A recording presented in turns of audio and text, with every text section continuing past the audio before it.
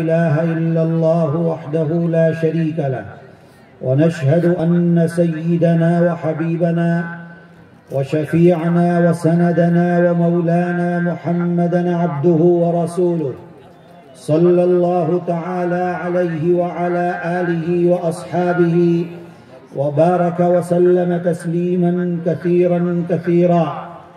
أما بعد،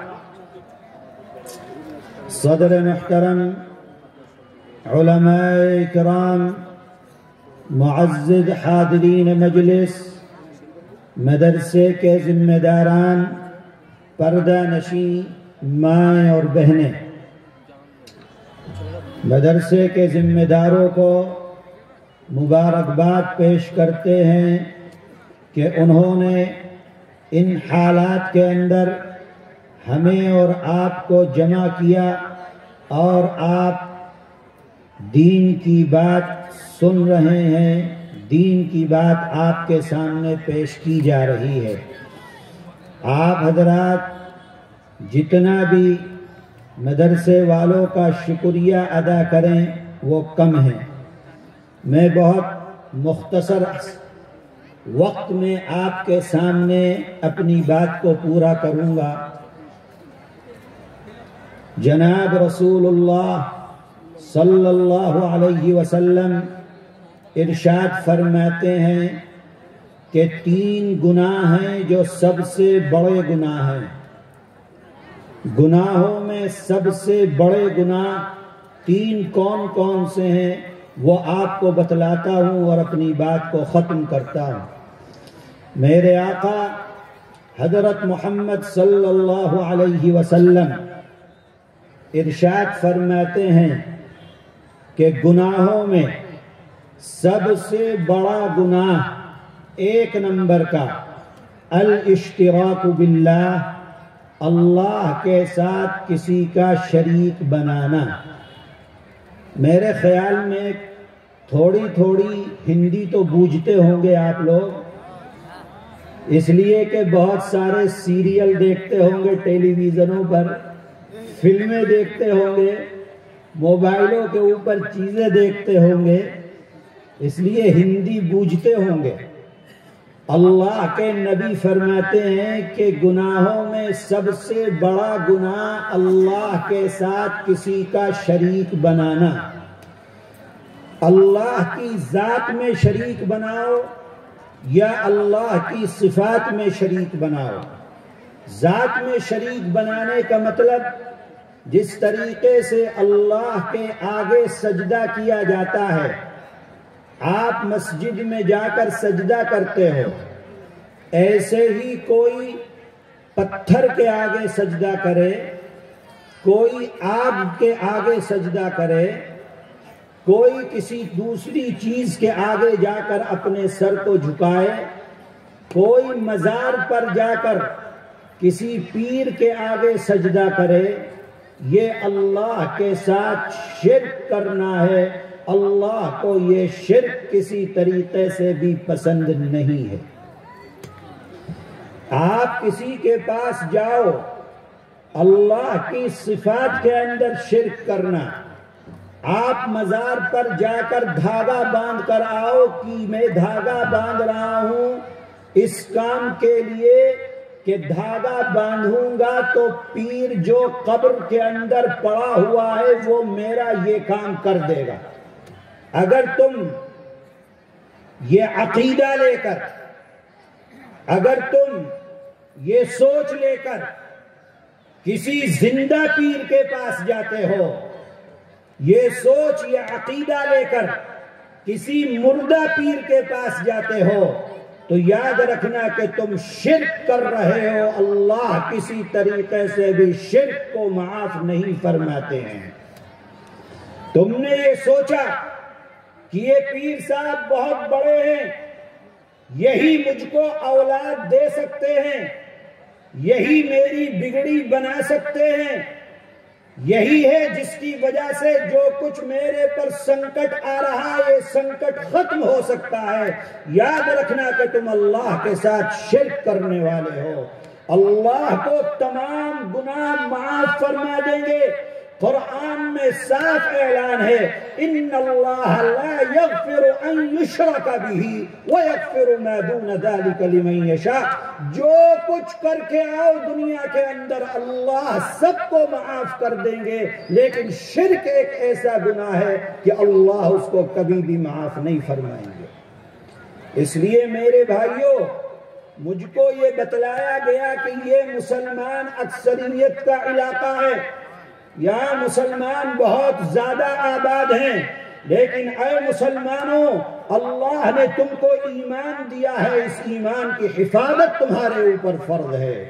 اپنے اللہ سے مانگتے رہو کہ اے اللہ آپ نے یہ ایمان دیا، آخری سانس تک ہمارے اس ایمان کی حفاظت فرمائیے. کوئی بھی سنکٹ آئے اللہ کے علاوہ کوئی دور نہیں کر سکتا ہے. اولاد دینے والا اللہ کے علاوہ کوئی دوسری ذات نہیں ہے. بگڑی کو بنانے والی اللہ کے علاوہ کوئی دوسری ذات نہیں ہے. بیماری سے شفا دینے والی اللہ کے علاوہ کوئی دوسری ذات نہیں ہے. اگر مانگنا ہے تو اللہ سے مانگو، اللہ سے مانگو گے اللہ تمہاری مرادوں کو پورا کرنے والا ہے. اللہ کے علاوہ کوئی مرادوں کو پورا کرنے والا نہیں ہے. کیسی بے غیرتی کی بات ہے، زمین سے غلہ اللہ اگاتے ہیں، آسمان سے پانی اللہ برساتے ہیں، سورج کی گرمی سے دانہ اللہ تیار کرتے ہیں، چاند کی چاندنی اللہ نکال کر لاتے ہیں. اور جب کوئی سنکٹ آتا ہے تو انسان وہ قبر کے اندر پڑا ہوا جس کو پیر سمجھ لیا، اگر وہ اتنا بڑا پیر ہوتا تو وہ قبر کے اندر نہ جاتا کبھی. جو اپنی موت کو نہیں ٹال سکتا، جو قبر کے اوپر بیٹھے ہوئے مکھی کو نہیں اڑا سکتا، اس کی قبر کے اوپر کتا پیشاب کر دے تو اس کتے کو نہیں ہٹا سکتا، وہ تمہاری بگڑی کیسے بنا سکتا ہے؟ تمہاری عقلوں کے اوپر پتھر پڑ گئے، اپنے اللہ کو چھوڑ کر کسی دوسرے کے پاس جاتے ہو. یاد رکھو میرے نبی حضرت محمد صلی اللہ علیہ وسلم فرماتے ہیں کہ گناہوں میں سب سے بڑا گناہ یہ ہے کہ اللہ کے ساتھ اللہ کا بندہ کسی کو شریک بنائے. اللہ کی ذات میں شرک کرو یا اللہ کی صفات میں شرک کرو، اللہ کو شرک کسی طریقے سے بھی پسند نہیں. میرے آقا حضرت محمد صلی اللہ علیہ وسلم فرماتے ہیں، معاذ بن جبل رضی اللہ تعالی عنہ نصیحت فرما رہے ہیں، اے معاذ لا تشرکن باللہ شیئا وَإِن قُتِلْتَ أَوْ حُرِّقْتَ. اے معاذ، اللہ کے ساتھ کسی کو شریک مت بنانا. کہاں تک؟ فرماتے ہیں وَإِن قُتِلْتَ، اگر تیری گردن کے اوپر تلوار رکھی ہوئی ہے اور یہ کہا جائے کہ اللہ کے ایک ہونے کا انکار کر دو، چھوڑ دیے جاؤ گے. اللہ کا نبی فرماتا ہے اپنی جان دے دینا لیکن اللہ کے ساتھ شریک مت کرنا. اس لیے کہ یہ دنیا تو ختم ہونی ہے، یہاں تو مر کے جانا ہے. آج نہیں مرو گے تو 10 سال کے بعد مرو گے، 10 سال کے بعد نہیں مرو گے تو 50 سال کے بعد مرو گے. کون کتنی زندگی لے کر آیا؟ بہت سے بہت زندہ رہے تو 90 سال اور 100 سال، اس کے بعد اللہ کے پاس چلے جانا ہے. اگر ایمان کے ساتھ گئے اللہ کے ہاں ابد الآباد، ہمیشہ ہمیشہ کی جنت تمہارا انتظار کر رہی ہے. اور اگر کفر کے ساتھ گئے اللہ کی جہنم کے اندر اللہ کا عذاب ہمیشہ ہمیشہ کے لیے تمہارا انتظار کر رہا ہے. اس لیے اپنے ایمان کی حفاظت کرو، اپنے ایمان کے لیے اللہ سے دعا مانگو کہ اے اللہ آپ نے ایمان دیا، آپ نے ایمان والا بنایا، آپ نے ایمان کے ساتھ دنیا کے اندر بھیجا. اے ارحم الراحمین، اب آخری سانس تک اس ایمان کی حفاظت بھی آپ ہی کریں گے، ہم سے حفاظت نہیں ہو سکتی ہے. یہ اپنے اللہ سے دعا کرنی چاہیے. گناہوں میں سب سے بڑا گناہ کیا ہے بھائی؟ اللہ کے ساتھ کسی کو شریک کرنا۔ گناہوں میں دوسرے نمبر کا گناہ، میرے آقا حضرت محمد صلی اللہ علیہ وسلم ارشاد فرماتے ہیں، گناہوں میں دوسرے نمبر کا گناہ عقوق الوالدین، اپنے ماں باپ کا دل دکھانا، اپنے ماں باپ کی نافرمانی کرنا، اپنے ماں باپ کا خیال نہ رکھنا۔ اے نوجوانوں، یہ گناہوں میں سب سے بڑے گناہ کے بعد دوسرے نمبر کا گناہ ہے۔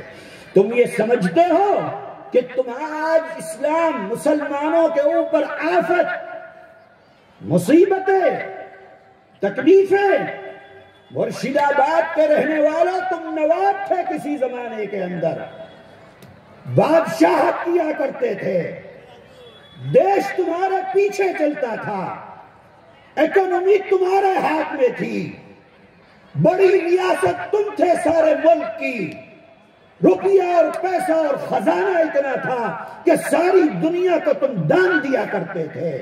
کون سی آفت آ پڑی ہے کہ آج دانے دانے کا محتاج ہوا پڑا ہے مسلمان؟ کبھی غور کرو، دیکھو کہ تم نے اپنے ماں باپ کے ساتھ کیا سلوک کیا ہے، دیکھو تم نے اپنے ماں باپ کو کس طریقے سے چھوڑ دیا، ان کو پوچھنا چھوڑ دیا، ان کی دیکھ بھال چھوڑ دی، ان کی بات ماننا تم نے چھوڑ دیا۔ باپ تمہارا تڑپتا ہے، ماں تمہارے لیے تڑپتی ہے، لیکن نہ تم اپنے باپ کی بات مانتے ہو نہ اپنی ماں کی بات مانتے ہو۔ کیسے اللہ کی رحمت تمہاری طرف متوجہ ہو سکتی ہے؟ میرے بھائیوں، میرے نوجوانوں، اپنی زندگیوں کو صحیح راستے پر لاؤ تاکہ اللہ کی رحمت تمہاری طرف متوجہ ہو۔ اپنے بوڑھے ماں باپ کا خیال کرو۔ جب تم ماں کے پیٹ میں تھے کتنی تکلیفیں اس ماں نے اٹھائی ہیں، کبھی خیال کرنا۔ جب ماں نے تم کو جنم دیا ہے، کس مصیبت سے ماں نے تم کو جنم دیا ہے، کبھی خیال کرنا۔ جب تم چھوٹے تھے بستر کے اوپر پیشاب اور پاخانہ کر دیا کرتے تھے، تمہاری ماں نے تمہارا پیشاب اور پاخانہ دھلایا ہے اور تم سے اس نے کوئی اس کی اجرت نہیں مانگی۔ اپنی چھاتی سے تیری ماں نے تجھ کو دودھ پلایا ہے۔ آج تو اپنی ماں کو چھوڑ دیتا ہے، کم سے کم اپنے دودھ کا قرض تو ادا کر لے اس دنیا کے اندر، لیکن بیٹے کو اس کی کوئی فکر نہیں ہوتی۔ میرے عزیزو، یاد رکھو، جو انسان اپنے ماں باپ کا دل دکھا کر رکھتا ہے بات نہیں مانتا۔ مسلمانوں یاد رکھنا، اللہ کی طرف سے ایسے لوگوں پر اس دنیا کے اندر یہ عذاب ہے جو ماں باپ کی بات نہیں مانتا، کہ جب وہ بندہ مرے گا، آخری وقت ہوگا، جس کے ماں باپ ناراض ہیں اس کی زبان سے کلمہ جاری نہیں ہو سکتا۔ اللہ کے نبی کے صحابی ہیں اور صحابی کا آخری وقت ہے، لوگ کہتے ہیں اشہد ان لا الہ الا اللہ واشہد ان محمد رسول اللہ، لیکن صحابی کی زبان سے کلمہ جاری نہیں ہوتا۔ اللہ کے نبی کو بتلایا گیا کہ آپ کا صحابی اور زبان سے کلمہ نہیں نکل رہا ہے۔ اللہ کے نبی تشریف لے کر آئے ان کے گھر اور کہا، اللہ کے نبی نے کہ کہو اشہد ان لا الہ الا اللہ واشہد ان محمد رسول اللہ، لیکن کلمہ جاری نہیں ہوا۔ میرے بھائیو، اللہ کے نبی نے پوچھا کہ ان کے گھر میں کون ہے؟ معلوم ہوا کہ اس کی ماں ہے، بوڑھی ماں گھر کے اندر ہے۔ کہا کہ بلاؤ ماں کو۔ والدہ آئیں، اللہ کے نبی نے پوچھا کہ کیا تم علقمہ سے ناراض ہو؟ ماں نے کہا کہ ہاں اللہ کے نبی، میں علقمہ سے ناراض ہوں، اس لیے کہ اس نے مجھ کو بہت دکھ دیا ہے، میری بات نہیں مانتا، بیوی کی بات مانتا ہے، میرا خیال نہیں رکھتا، بیوی کا خیال رکھتا ہے، میرے لیے کوئی چیز نہیں لے کر آتا، جو کچھ لاتا ہے اپنے بیوی بچوں کے لیے لاتا ہے۔ اے اللہ کے نبی، علقمہ نے میرا دل بہت دکھا رکھا۔ اللہ کے نبی فرماتے ہیں علقمہ کی ماں سے کہ علقمہ کو معاف کر دو۔ ماں کہتی ہے کہ نہیں اللہ کے نبی، بہت دل دکھایا ہے، علقمہ نے معاف نہیں کروں گی۔ اللہ کے نبی دیکھ رہے ہیں کہ علقمہ صحابی رسول ہو کر دنیا سے اس حال میں چلا جائے کہ اس کی زبان سے کلمہ جاری نہ ہو۔ کہا صحابہ سے جاؤ جنگل سے سوکھی ہوئی لکڑیاں لے کر آؤ۔ صحابہ گئے جنگل میں لکڑیاں لے کر آئے۔ فرمایا نبی نے کہ علقمہ جس پلنگ پر لیٹے ہیں اس کے نیچے ان لکڑیوں کو لگا کر اس کے اندر آگ لگا دو۔ ماں دیکھ رہی ہے کھڑی ہوئی، کہنے لگی کہ اے محمد، ابھی تو میرا بیٹا علقمہ زندہ ہے، آپ اس زندہ کو کیوں جلا رہے ہیں؟ ابھی تو سانس چل رہا ہے اس کا۔ اللہ کے نبی نے فرمایا کہ تو اس سے ناراض ہے اور یہ اس آگ سے 70 گنا تیز آگ کی طرف جا رہا ہے، اس سے بہتر یہ ہے کہ میں اس کو دنیا کے اندر جلا دوں۔ جب اللہ کے نبی کے جلال کو دیکھا ان کی ماں نے کہا کہ اے اللہ کے نبی، آپ گواہ رہیے، میں نے علقمہ کو معاف کر دیا۔ ماں کہتی ہے کہ میں نے علقمہ کو معاف کیا۔ علقمہ کی زبان سے الفاظ نکلتے ہیں اشہد ان لا الہ الا اللہ واشہد ان محمد رسول اللہ، اور اس دنیا سے چلے جاتے ہیں۔ میرے بھائیوں، ماں باپ کے دل کو دکھاؤ گے کلمہ نہیں ملے گا، ماں باپ کے دل کو دکھاؤ گے اللہ کی رحمت نہیں ملے گی، ماں باپ کے دل کو دکھاؤ گے دنیا کے اندر ترقی نہیں کر سکتے ہو، نہیں کر سکتے ہو۔ میرے آقا، دنیا ساری پھرتی رہتی ہے، یہ پریشانی ہے دعا کر دو، وہ پریشانی ہے دعا کر دو، کاروبار نہیں ہے دعا کر دو، پریشانی کے اندر مبتلا ہے دعا کر دو۔ کبھی اس بزرگ کے پاس، کبھی اس پیر کے پاس، کبھی اس پیر کے پاس۔ اے اللہ کے بندے، کبھی تو اپنی ماں کے پاس گیا کہ اے اماں میرے لیے دعا کر دو؟ میرے آقا حضرت محمد صلی اللہ علیہ وسلم فرماتے ہیں کہ تیری ماں کی دعا تیرے حق میں سیدھے عرش معلیٰ کے اوپر پہنچتی ہے۔ اللہ کے دربار میں اگر پہنچ رہی ہے، تیری ماں کی دعا تیرے لیے پہنچ رہی ہے، تیرے باپ کی دعا تیرے لیے پہنچ رہی ہے۔ موسیٰ علیہ السلام کا قصائی تھا، گوشت کاٹنے والا۔ اللہ سے پوچھا موسیٰ نے جنت میں ساتھی کون ہے میرا؟ اللہ نے فرمایا وہ قصائی جو گوشت کاٹ رہا ہے وہ جنت میں تمہارا دوست ہوگا۔ موسیٰ کی عقل حیران، گوشت کاٹنے والا کون سا عمل ایسا کہ جنت میں موسیٰ کا سردار، موسیٰ کا دوست، یعنی اللہ کے نبی ہے موسیٰ، ان موسیٰ کا دوست اگر جنت کے اندر ہے تو کس کو فرما رہے؟ فلاں قصائی کو۔ کیا مطلب؟ اس کا مطلب یہ ہے کہ وہ اپنی اس زندگی کے اندر ہی جنتی ہے۔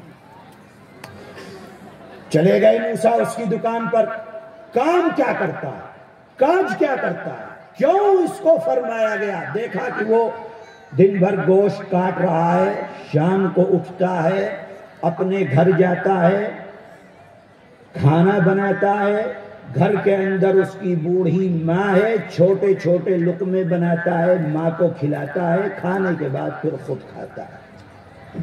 موسیٰ دیکھ رہے ہیں کھڑے ہوئے۔ جب یہ اپنی ماں کی خدمت سے فارغ ہوتا ہے قصائی، تو ماں کچھ بولتی ہے۔ موسیٰ نے پوچھا یہ کیا بول رہی ہے عورت؟ تو کہا کہ یہ میری ماں ہے جو پاگل ہو گئی ہے، اس کا دماغ خراب ہو گیا ہے، جب میں اس کی خدمت کرتا ہوں میری ماں مجھ کو دعا دینے لگتی ہے کہ اللہ تجھ کو جنت کے اندر موسیٰ کا ساتھی بنا دے۔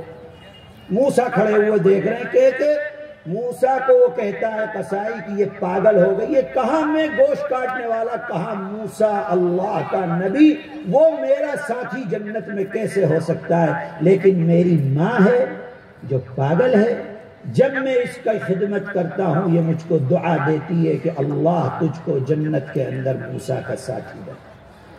میرے بھائیوں، تمہاری ماں کی دعا تمہارے لیے جتنی بہتر ہو سکتی ہے دنیا میں کسی انسان کی نہیں ہو سکتی ہے۔